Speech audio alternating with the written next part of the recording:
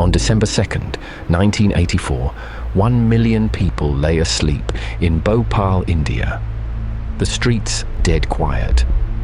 Not one of them knew a pressure gauge was climbing underground. Inside a pesticide factory on the city's northern edge, Tank E610's pressure had been rising for hours. It was 12:50 on the morning of December 3rd. Nobody outside that fence had been warned. By dawn, the count of the dead was a number that took years to settle. How does a pesticide plant, ringed by sleeping families, become the world's deadliest industrial disaster? The Union Carbide plant sat inside Bhopal, its fence directly bordering crowded residential streets. No buffer zone, no distance between the storage tanks and the sleeping families. 2 years before the disaster, a journalist named Rajkumar Keswani published a warning in Bhopal's Rapat newspaper. His Rapat article named the plant and exactly what it was storing. No authority acted. 5 safety systems were stripped away, one by one. And what happened to Union Carbide's chairman when morning came? But the plant had already claimed its first life, a year before Keswani wrote a word. The plant opened in 1969 and was upgraded 10 years later. The upgrade added on-site production of methyl isocyanate, a pesticide gas lethal in tiny amounts. Union Carbide Corporation, headquartered in Danbury, Connecticut, held 50.9% of UCIL's shares. The perimeter fence was the only separation between the plant and tens of thousands of sleeping residents. No buffer zone had ever been required. In December 1981, a worker died after removing his gas mask during a phosgene leak. In August 1982, a chemical engineer sustained burns across 30% of his body. The burns came from direct contact with liquid MIC. Rajkumar Keswani, a local journalist, began publishing warnings in the Bhopal newspaper Rapat in 1982. He named the plant, named the risk. No authority moved to act. The refrigeration designed to keep MIC at freezing was shut down in January 1982. In June 1984, the refrigerant was physically drained and removed, not held in reserve, but gone. 42 tons of MIC now sat at room temperature, above Union Carbide's own 30-ton limit. In May 1982, Union Carbide sent its own safety auditors to Bhopal. What they documented stayed locked away. 61 hazards, 30 of them major, 11 specifically in the phosgene and MIC units. Those were the most dangerous systems in the plant. You'd expect that list to produce inspections, corrective orders, maybe a shutdown. Instead, the report was stamped business confidential and filed away. Indian regulators never saw it. Plant workers never saw it. Warren M. Anderson was the chairman of Union Carbide Corporation, based in Danbury, Connecticut. His company controlled the Bhopal plant. It owned just over half. 2.5 years after that audit, not one of those 61 hazards had been corrected. At 11 at night on December 2nd, a night shift operator reported elevated pressure in Tank E610. He could smell MIC near the scrubber. Supervisors were told. They assessed it as non-critical. The night shift team took their scheduled tea break. Inside Tank E610, the pressure had only one direction left. At 10 to 1 in the morning, the pressure inside Tank E610 had reached 380 kilopascals. That was more than 25 times the normal reading. The safety relief valve gave way.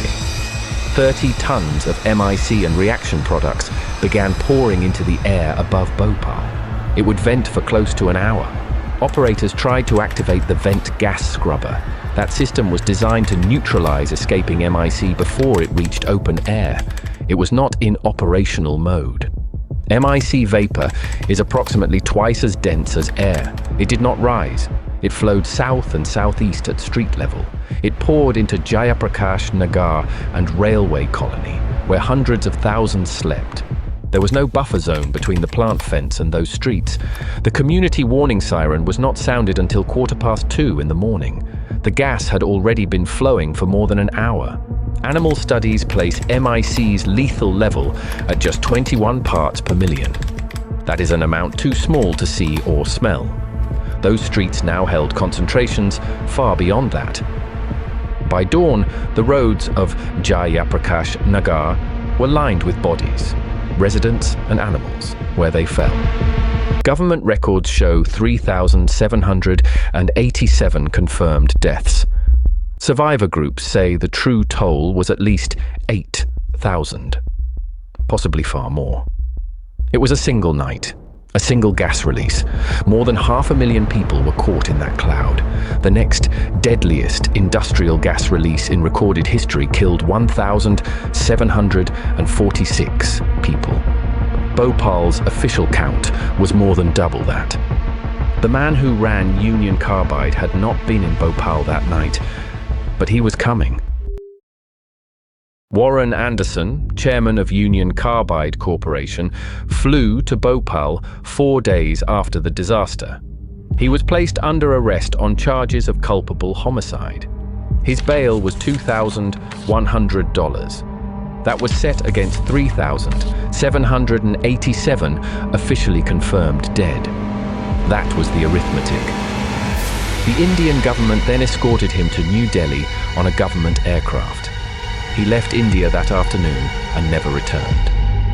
For hundreds of thousands of survivors still in Bhopal, the dying had not stopped. More than 500,000 people had been acutely exposed to the Bhopal gas cloud. India's own medical research body, the ICMR, ran a decade-long study on survivors. 2 years after the disaster, 93% had damaged lung function. 5 years later, 71% still did. The gas kept killing, just more slowly. The ICMR's own tracking showed the damage was not static. The lungs of Bhopal survivors were not healing. The disease was changing form and growing worse. The Sambhavna Trust Clinic has kept records since the disaster. Children born to gas-affected parents before December 1986 are still in its care. Sambhavna's research shows these children also carry symptoms linked to a gas cloud they were never in. Warren M. Anderson, the chairman of Union Carbide, never returned to India. In 1992, a Bhopal magistrate declared him a fugitive from justice, and India formally sought his extradition. Nothing came of it. Warren Anderson's name was on a warrant. The deal that would undermine it had already been struck. On December 7, 1984, Warren Anderson flew to Bhopal and was placed under arrest. The charge was culpable homicide, an offence that carried up to 10 years. He was released that same afternoon, escorted to New Delhi on a government aircraft.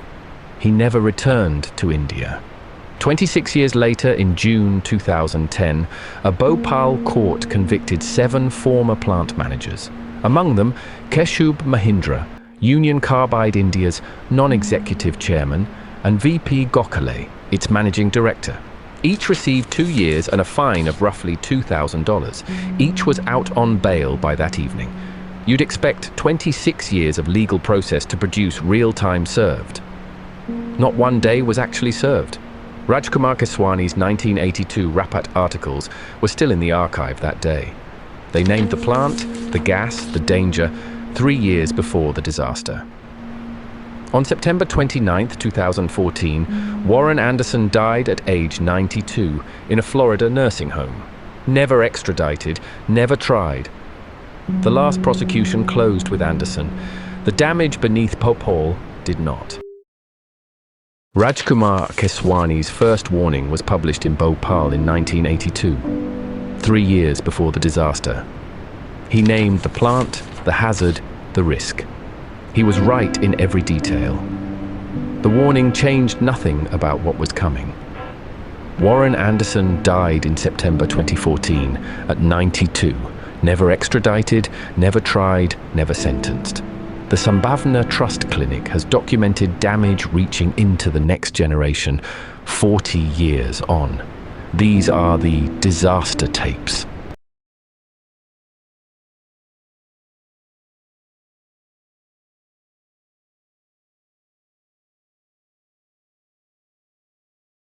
The dead don't get a voice. We try to give them one. If that's worth something to you, subscribe. New tape every 3 days.